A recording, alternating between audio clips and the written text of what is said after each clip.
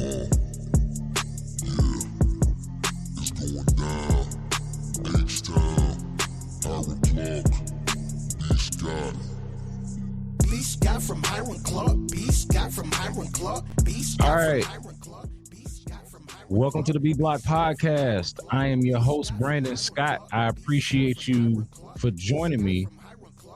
And man, what a news day in the NFL. What an incredible news day in the NFL, particularly when it comes to head coaches. I'm talking about within minutes of each other. You have the Denver Broncos agreeing to trade for the rights to Sean Payton's contract from the New Orleans Saints. And here locally in Houston, something that we had honestly been expecting for about at least a week at this point. And that's them the Texans hiring DeMeco Ryans as their sixth head coach in franchise history, their third in as many seasons under general manager Nick Caserio. And again, these things happened within minutes of each other. Huge news across the NFL. The biggest headline clearly is the Denver Broncos trading a first round pick and a second round pick for Sean Payton. We understood that that's what it was going to take to get Sean Payton from out of his contract with the New Orleans Saints, or to at least trade for his contract with the New Orleans Saints. It was going to take, at the very least, a first round pick. It was discussed even with the Texans. He interviewed with the Texans. He was a candidate to become the Texans' next head coach. And ultimately, the Texans went in the directions of DeMeco Ryans, a former player, former standout linebacker for the team. And the Broncos land Sean Payton. And this one is interesting on a number of levels. For one, just the uniqueness of a coach being traded for. Like, it doesn't happen very often across sports at all. It's not something that happens very often. And so there's the uniqueness of that in and of itself. Then the fact that the previous year, obviously, the Broncos traded for Russell Wilson. And so now they've mortgaged at least 3 first-round picks on a franchise quarterback and a head coach. Neither of which is common in and of itself, much less for the same team to do that in back-to-back off seasons. So there's the uniqueness of it all. But what's also interesting about it is that when you think of doing something like that, when you think of pairing a an accomplished Super Bowl winning head coach with an accomplished Super Bowl winning quarterback like you are with Sean Payton and Russell Wilson, you think that you're doing that with some degree of comfort and certainty about what the future looks like for the franchise and for the organization. Like the team's outlook should be positive based off of those two moves alone. And the interesting part about this is that that's not necessarily the case here. Like, obviously, Sean Payton is going to bring a level of credibility and some optimism just with his hiring alone. But the fact that he is attaching his brand and his future and basically hitching his wagon to Russell Wilson is where all of the uncertainty lies right here. And so again, this does not happen, period, normally, where a franchise quarterback is traded and as an accomplished coach as Sean Payton is traded for, much less on the same team. But again, when you think of that happening, you think of it being a positive thing for the team that does it. And I do think that overall this is a positive move. Don't get me wrong, for the Broncos to be hiring Sean Payton. But just the fascinating part about all of it is that they have invested all of this into these two figures, and no one can say with a degree of certainty or with a degree of confidence that this is going to work out for them. Like, the feeling has to be one of mad skepticism. And it's going to be one of those where we're watching and we're paying attention to it just really to see how it goes. Like, think about how much of a difference a year makes in terms of what the conversation is around the Denver Broncos and the AFC West entirely. I know going into this past season, the feeling was every game that the AFC West played was going to be appointment viewing. You know, the Raiders had acquired Devontae Adams. The Broncos had traded for Russell Wilson.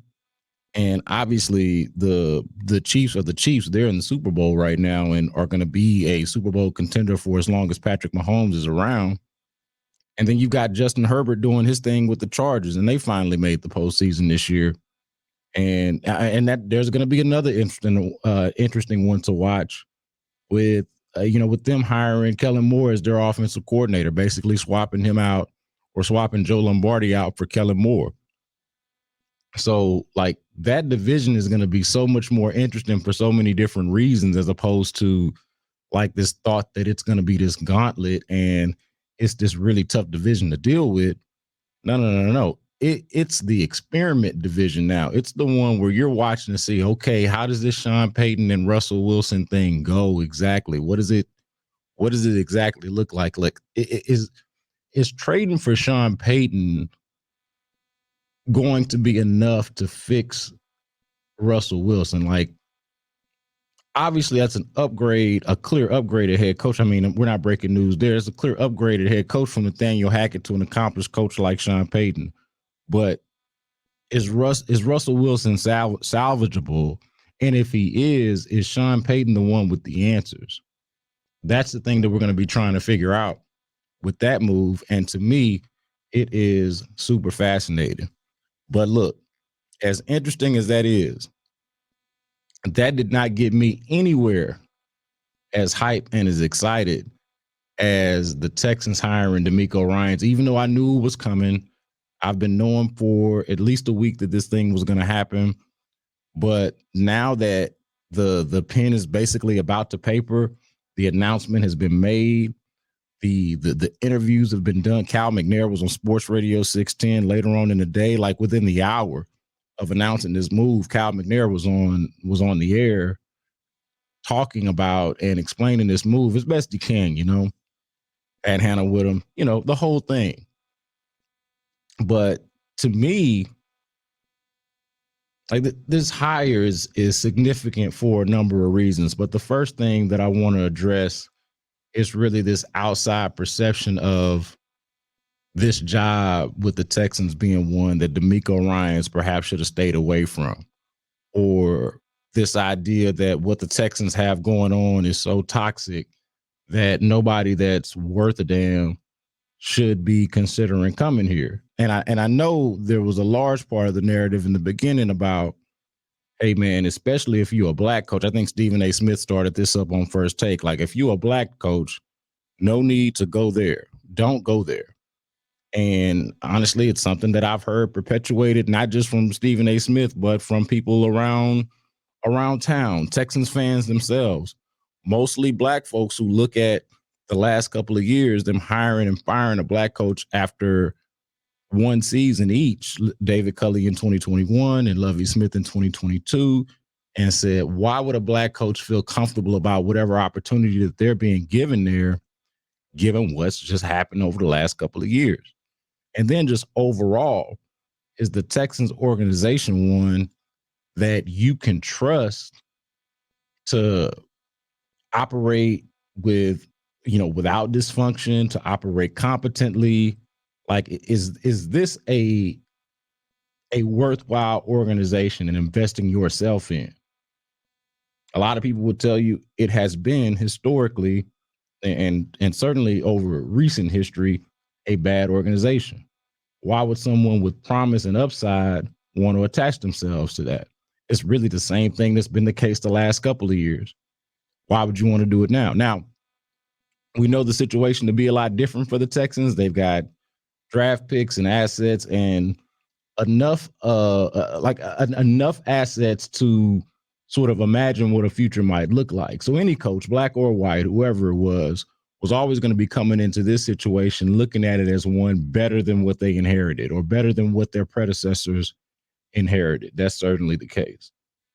The one thing that I think is just important to get off or to get out on top is this sort of misconception of what hiring, firing black head coaches in the one and done these last couple of years, what that means or what that says about the organization.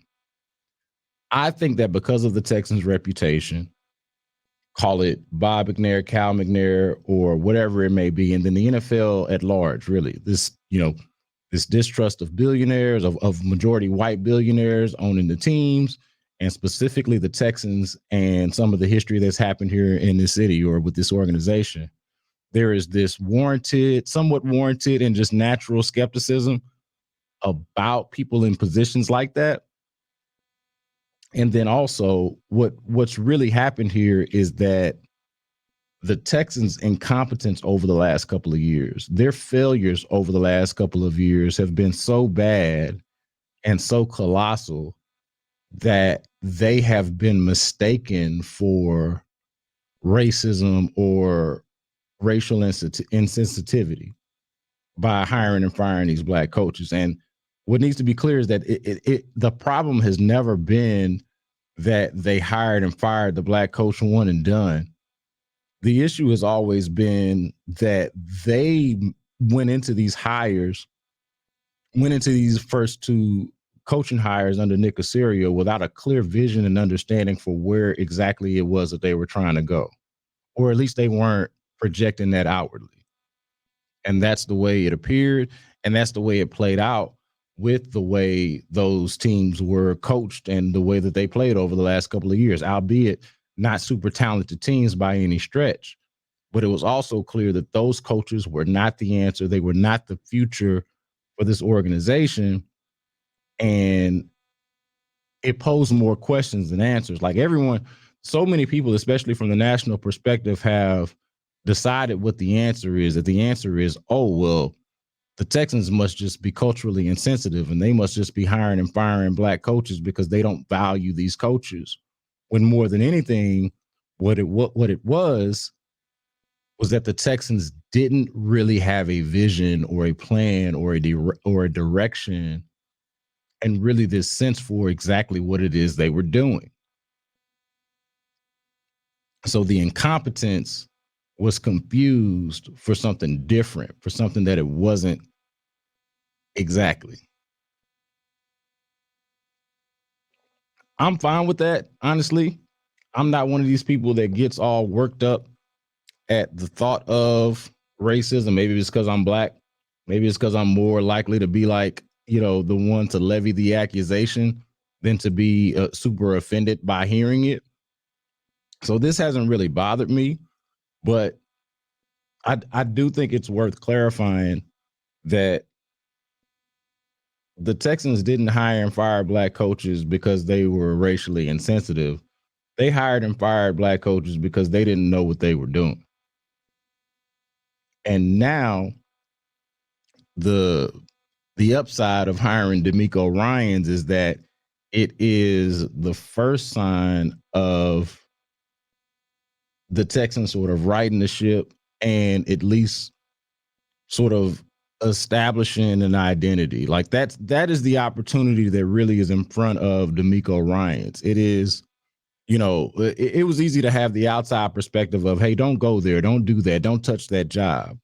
But if you're DeMeco Ryans, who presumably believes in his own ability to lead and to be a good coach, you're not looking at, and especially if you have some sort of affinity for the place that you're talking about, and I think that does matter, that DeMeco played here, had success here, married his wife here, he's rooted in this area, in this community, and within this organization. I think that matters quite a bit, but also that he would not look at the job like, hey, that's doomsday. That's a dummy mission. That's something that, no one could, not even myself, could rectify. Instead, it's clear, and we'll talk to DeMeco on Thursday when they do the press conference at 4:00. We're going to carry that live on Sports Radio 610. Texans General Manager Nick Caserio is going to talk with Payne and Pendergast the following day, so that'll be Friday morning at 7:30. You can check all of that out on the Odyssey app. But I imagine that DeMeco Ryans is looking at the Texans opportunity, the opportunity to become the head coach of the Texans. Like, hey, whatever it is that's going on over there, or whatever it is that's been going on over there, they need somebody like me. Like, maybe it's not just as simple as, hey, I'll fix it, but they need a leader like me, like myself, in a leadership position to help turn that thing around. Like, why wouldn't that be the perspective of DeMeco Ryans, assuming that he's got the connection that he has again to the organization, and that he's got the affinity that he has for the area and the organization itself. So I think that all of that matters, and all of that is worth pointing out and discussing whenever you try to dive deep into what's going on with the Texans. Now, this hire to me is significant for a number of reasons, and the first one that I'm going to mention is something that I brought up on our DeMeco Ryans special that we did on Sports Radio 610. We did that on Tuesday night, immediately following regular programming, which was The Drive, which ends at 6 o'clock. So if you want to go back, check it out on YouTube, on the Sports Radio 610 YouTube, and you should probably be able to find it on the Odyssey app as well. But one of the major points that I wanted to make there, and I'll make it here again, is that never have the sins of the past mattered less than they do right now. Never have the sins of the past for the Texans mattered less than they do right now in this moment as they hire DeMeco Ryans. And that goes for allowing Bill O'Brien to win the power struggle with Brian Gaine, allowing Jack Easterby to win the power struggle with Bill O'Brien, going back a little bit, trading DeAndre Hopkins for a ham sandwich, right?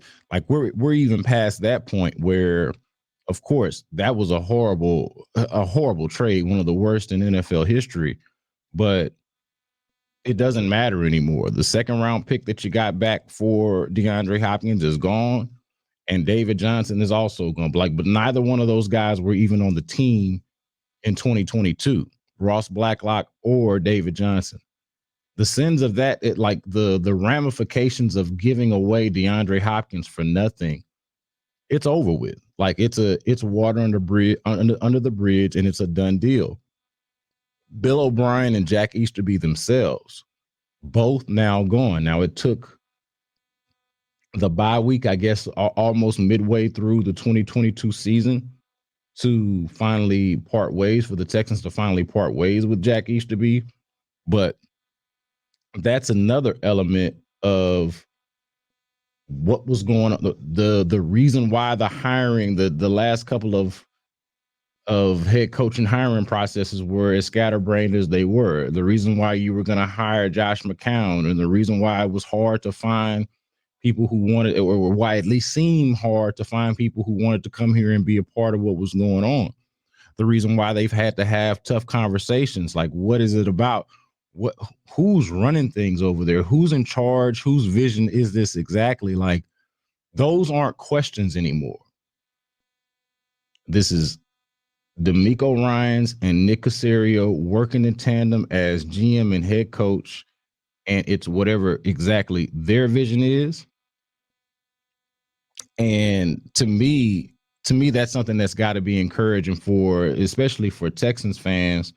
But when we talk about this national narrative about what the Texans, or regarding what the Texans are about exactly, well, here is that fork in the road where they go from here to there. Okay, so the last two head coaching hires directly tied to the sins of the past. Lovie Smith, David Culley.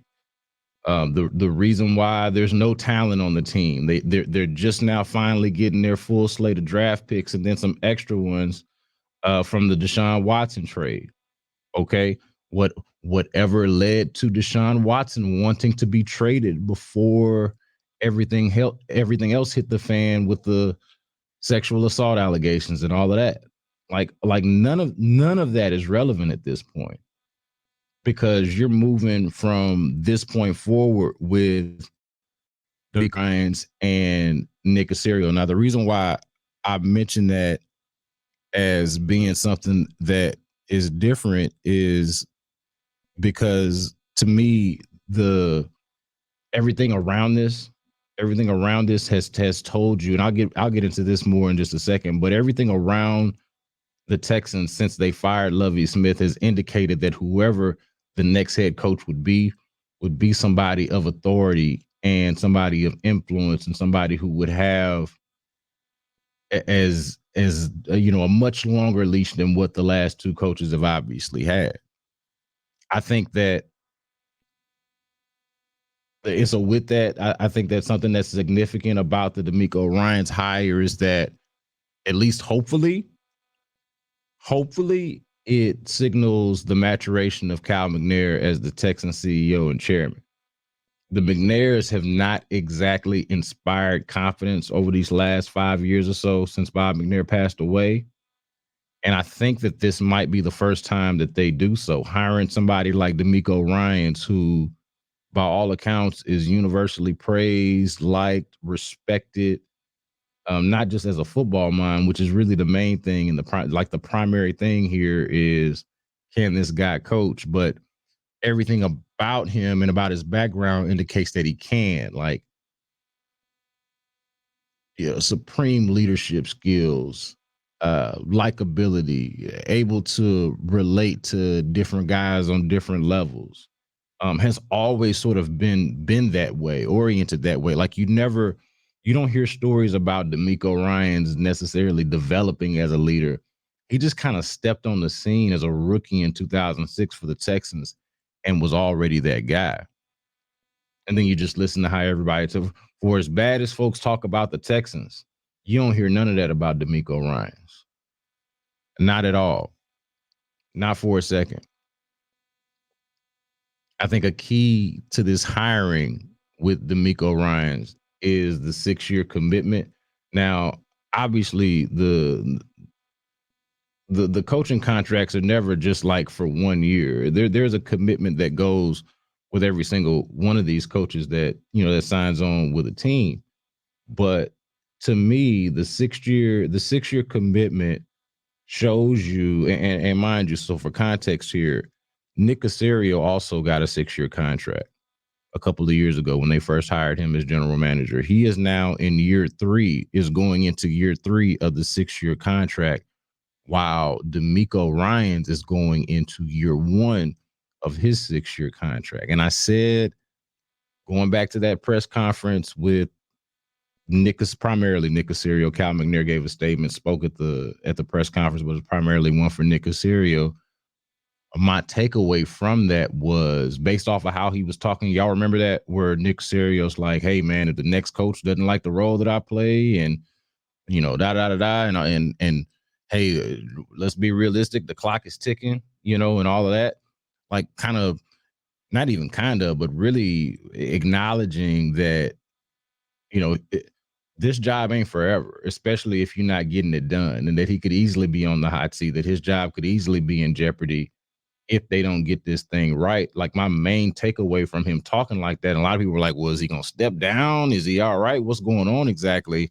My thing was, there seems to be an understanding that whoever it is that they hire as head coach, whoever it is they bring in here, that person, the next time there is the next time it's deemed necessary to make a drastic move, that person is going to survive it. That new coach is going to survive it over Nick Caserio. The next drastic move, when they decide that it's time to fire somebody, that things are so bad that somebody's got to go, it's not going to be DeMeco Ryan.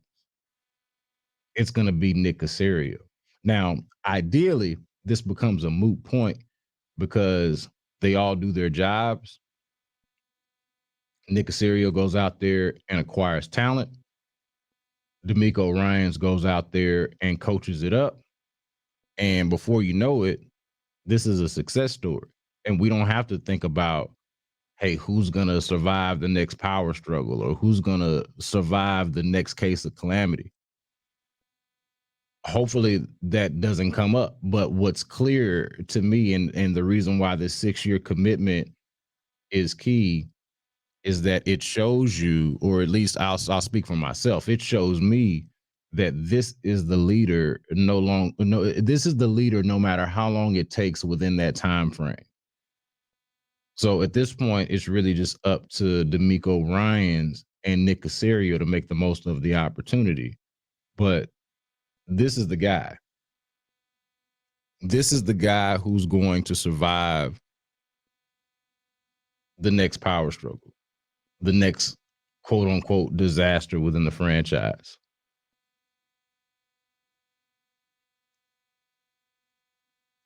That part of it seemed pretty clear to me.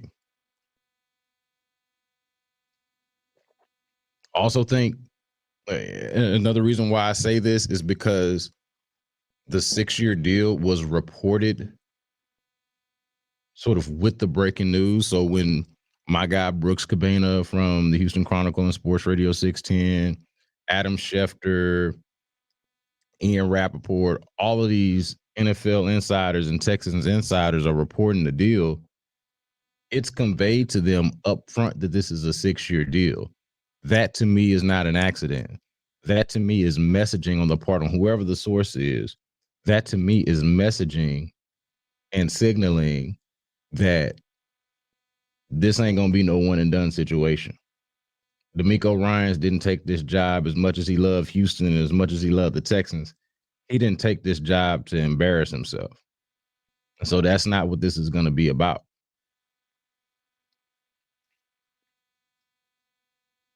So Texans fans, you can expect this to be what your future looks like, sink or swim. This is it. This is what it is.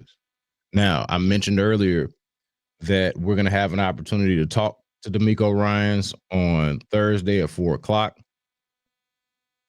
I'm really looking forward to that. I think it's going to be a really cool scene. I would imagine that there's going to be plenty of former Texans in attendance. Like I just think back to last year when Lovie Smith was hired. You had guys like Andre Johnson, Travis Johnson, Jonathan Joseph. You had guys in the building showing some support even for that move. Hiring Lovie Smith. I can only imagine what it's going to be like with the Texans hiring one of their brothers, one of their former teammates. And you got to remember DeMeco Ryans played for the Texans at a very interesting crossover time between, like he played with a lot of the early Texans. So he was here from 2006 to 2011. So he played with a lot of the early Texans, like original Texans. Seth Payne, our morning show host at Sports Radio 610, played with him his rookie year. And then fast forward, he's still on the team in 2011, plays with J.J. Watt his rookie year. So his teammates being here 6 seasons, his teammates span like different eras of Texans. And it'll be really interesting to see what that press conference looks like in terms of the support and who's going to be there. I know y'all saw that picture, and if you didn't, you go check it out. It's on social media somewhere. You should be able to find it. But J.J. Watt posted this picture, I think it's on his Instagram stories, of like just all of these former Texans somewhere in town having a good time. I can't remember exactly where they were at. But they were in town having a good time. And, you know, it was one of those early like eye emoji type of, or at least earlier this week, eye emoji type of post where you're like, hey, is everybody in town? Is everybody here in support of DeMeco Ryans becoming the head coach? Like, what is this about? Why you got all of this collection of Texans, former Texans here, right as DeMeco Ryans is supposed to be interviewing for this job? Seemed too odd to be a coincidence. So I'm really looking forward to seeing that. And I imagine we'll be back pretty soon reacting to that. But before that happens, though, since we're recording ahead of the press conference, I wanted to get into some of the questions that I have for DeMeco Ryans going into this, knowing that I more than likely won't get a chance to ask more than 1 or 2 questions at the press conference. I jotted down about 6 that I hope. It doesn't have to be myself. It could be any of my colleagues in the media there, or if it's myself that ends up getting the opportunity, But these are some of the things that I want to learn about DeMeco Ryans, or at least hear from him, get him to answer on the record at this press conference. Number one, I'm interested in DeMeco Ryans as the talent evaluator. And that's because of the thing that I was just mentioning a moment ago about him having a lot more leeway, a lot more say so, and a lot more power within this organization than, let's say, David Culley did 2 years ago. And even say, as Lovie Smith did this past season. DeMeco Ryans is an intricate part of the brain trust and the future of this organization. And so how he evaluates talent and what he thinks about players, I think is going to go a long way, much longer than obviously these last two coaches. And to me, more than likely going to be just as significant as Nick Caserio and how he evaluates. Like his opinion is going to be just as valuable as Nick Caserio's opinion about players. So I would want to ask DeMeco Ryans, what did you learn about talent evaluation as a coach? Now, mind you, DeMeco Ryans has been coaching officially now since 2017.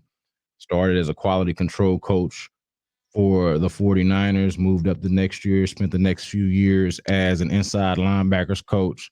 And then the last two seasons, he's been the defensive coordinator for the 49ers. They've been really good, obviously. So I want to know from DeMeco, what did you learn? Okay, what did you learn about talent evaluation as a coach? And how is it different from when you were a player, if at all? So that's something that I want to hear from him. His age, DeMeco Ryans is only 38 years old. I'm curious from DeMeco if he thinks there's value in still being so close to his playing days. Mind you, the last couple of coaches that the Texans have hired have been in their 60s. Does DeMeco think there's value in still being so close to his playing days and just his age in general, just being under 40, but still more experienced than any of the players that he's going to be coaching? Certainly most of the players that he's going to be coaching, probably all of them. I'll say throw John, do I throw John Weeks in there? He's even more experienced than that.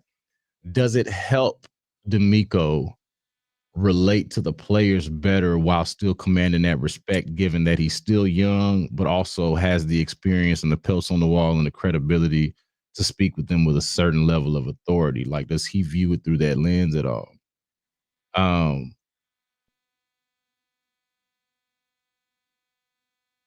Big thing here. How much has he studied the defensive rookies? And I doubt that he's done a lot of it because he's had a job to do. And that job's been pretty busy. Like, they were just playing in the NFC Championship game. I understand that. But knowing he was going to have this opportunity to take this job, knowing that, or at least for me, assuming that this was a place that he wanted to be. He's ended up with the job. So I'm assuming that he's been looking at it and been interested for a while now. How much has he studied the Texans' defensive rookies from last year, specifically Derek Stingley Jr., the cornerback, the number 3 overall pick last year, Jalen Petrie, the safety, who was one of the better rookies this season and has potential, has like Pro Bowl, all pro type of potential at safety. And then Christian Harris, who started the season out with injuries, but played eventually. And of course, DeMeco Ryans, a former linebacker, a linebackers coach, seems like somebody that would be able to get the most out of Christian Harris. Does he already have plans for how they'll be used under his scheme and coaching? And then what might that look like? I don't know how much he's going to reveal about that, but the feeling is that all 3 of these guys would flourish in this system. And it is one that is not as antiquated and not just antiquated with the cover 2, because there are obviously other teams that run the cover 2 system that that Lovie Smith runs, but really more so the simplicity of it and just outdated and too simplistic, and just perhaps not one that maximizes the potential of special players, like specifically Derek Stingley Jr. So I'm curious to see if he already has plans for these guys and how they'll be used. I think a big question, a big question is what were his big questions, right? Like I would want to ask DeMeco Ryans, what were some of your biggest questions about the working environment here? Because again, we hear the narrative, we hear what people have to say about the Texans and how you shouldn't want to go there, and especially if you're black, you shouldn't want to go there and all of this. But when DeMeco Ryans did his research on this place, what were the questions that he was asking, and what were the answers that he got? I would like to know that. I want to know how much did DeMeco Ryans and Nick Caserio and whoever is a part of, Cal McNair, obviously, and whoever is a part of the brain trust that's sitting in on these interviews. I want to know how much did they discuss the future at quarterback here and what direction he might be leaning. I don't think he's going to like tell me, hey, I like Bryce Young. I like CJ Stroud. I'm thinking about Will Levis. Hey, I want to bring in Derek Carr or trade for Jimmy Garoppolo. Like, I don't think whatever he's thinking, I don't think he's going to actually say that. But I am still interested in what the answer to that question would be. How much was the future at quarterback discussed during the interview process, and what direction might they be leaning? Because to me, that is significant. Like beyond just obviously that's the most important position, but this is a hell of an opportunity to pair your first year head coach with your rookie quarterback and really take off from here.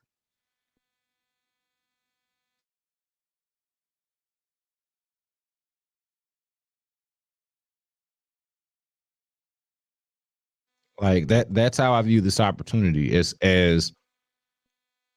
this sort of special moment in time where you can sort of get everybody on the same page at once. Okay. And look, they just tried the experiment at quarterback with Davis Mills. And while he's somebody that I think showed he can play in the league and be, a part of a team in some capacity, that's not really a plan for your future at quarterback. Not Davis Mills. And then, of course, DeMeco Ryans is coming from San Francisco. He's coming from the 49ers, where they run a system that is quarterback friendly, where all you got to really do is be competent to run it.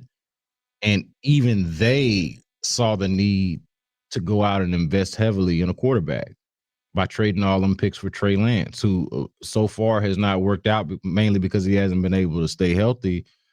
But like they just by making that move, that was clearly them acknowledging that they needed to do something aggressive and significant to get them over the hump. Like they could have as good of a defense as they wanted. They could be as well coached as they wanted. The scheme could be immaculate, and the execution and all of that could be immaculate. But if your quarterback was limited, okay, if you got limitations at quarterback that don't allow you to do everything that you want to do, don't allow you to sort of unload your playbook in its entirety, or at least have it as an option, then you're only going but so far. And DeMeco Ryans, I feel like being with the 49ers these last several years, should know that just as well as anybody. So I'm very curious to see what they do at quarterback, or at least what the narrative will be once they get asked that question. Because if it's not me, somebody's going to ask that question. No doubt about it. I feel pretty confident that they're drafting a quarterback at number 2 overall.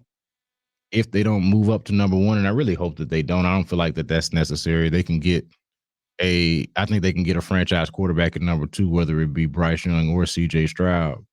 But that's the only missing piece to me of this offseason, is that exactly pairing the franchise quarterback of the future, however you want to phrase it, with the head coach of the future, the one that has job security and some leeway to make his mark on the organization. And then lastly, I want to ask him if it's important to him to bring the offensive and defensive schemes that they use in San Francisco here, given his experience with it. And I assume that the answer to that is going to be yes.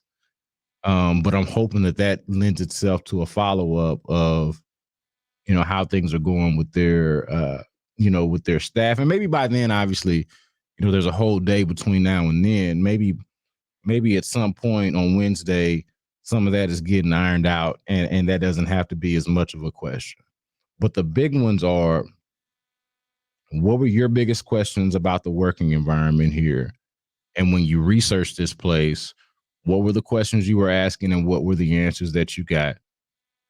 How are you going to use some of the young talent that's just been recently drafted by this team, namely Derek Stingley, Jalen Petrie, and Christian Harris? What are your plans for players like that?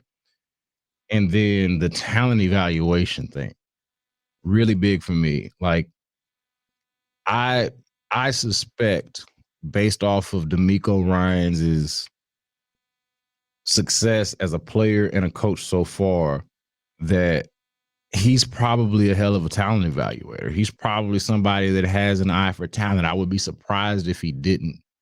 So I would just love to hear him speak to that and maybe get some insight into how exactly that's going to play out with him and Nick Caserio and sort of the workflow, the working dynamic of that. They're obviously going to have to be on the same page. He just got hired. I have no reason to believe that they are not on the same page. Let's give it a shot. Let's, hey, at least for a moment, be optimistic or hopeful that they have finally seen the light and gotten something right.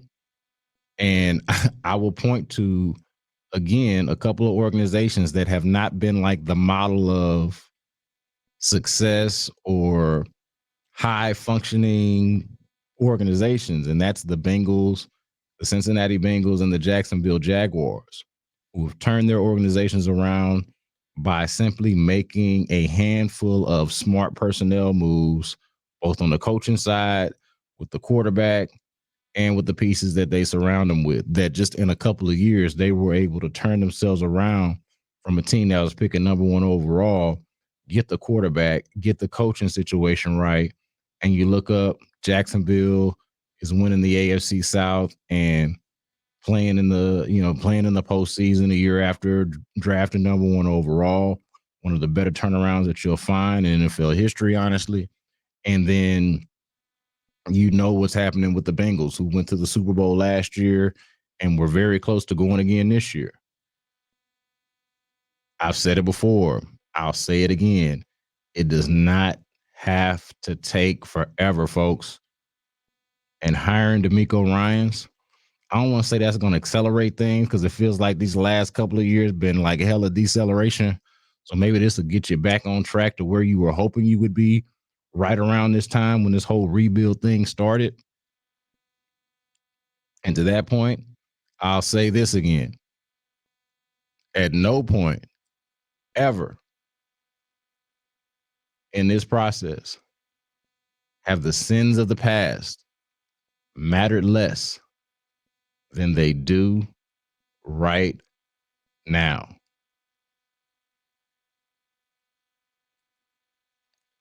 So good job. Congratulations to DeMeco Ryans.